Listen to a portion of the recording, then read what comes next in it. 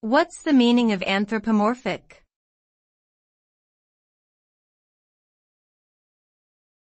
Anthropomorphic.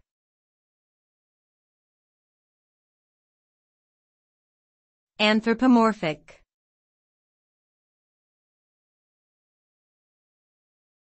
Anthropomorphic.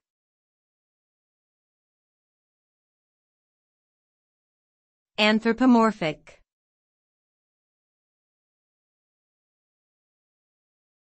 Anthropomorphic.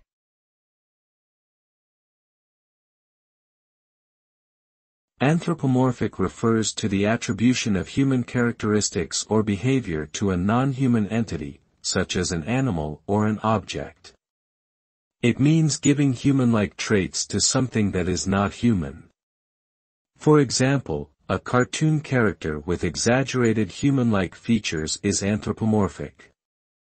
This term is often used in discussions about literature and art, where it describes works of fiction or art that portray non-human things in a way that suggests they have human emotions, thoughts, or behaviors. Anthropomorphic can also refer to the practice of using human-like robots or machines, known as anthropomorphic robots.